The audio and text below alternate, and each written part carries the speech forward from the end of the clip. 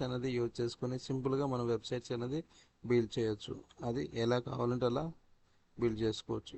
ఈ word press అనేది totally free ఉంటుంది, ఓపెన్ సోర్సు. ఎవరైనా వెబ్సైట్స్ అనేది బిల్డ్ చేసుకోవచ్చు. జస్ట్ డొమైన్ నేమ్ హోస్టింగ్ ఉంటే చాలు.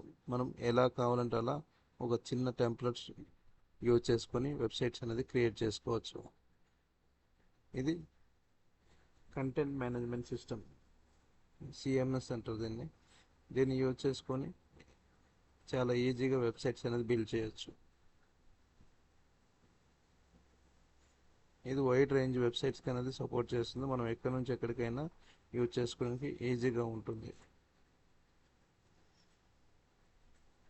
థీమ్స్ అనేది కావాలంటే మనకి ఎలాంటి థీమ్స్ కావాలంటే అలాంటి థీమ్స్ అనేది ఫ్రీగా దొరుకుతున్నాయి.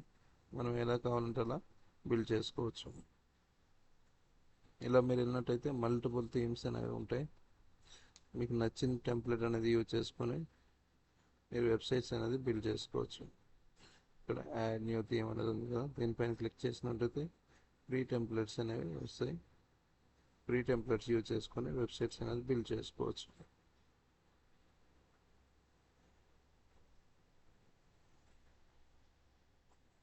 ప్లగిన్స్ కూడా మనకి మల్టిపుల్ ప్లగిన్స్ అనేది అవైలబుల్ ఉంటాయి. కొన్ని లక్షల్లో ప్లగిన్స్ అనేవి ఉంటాయి. మనకు ఏ ప్లగిన్ కావాలంటే ఆ ప్లగిన్ అనేది యూజ్ చేసుకోవచ్చు.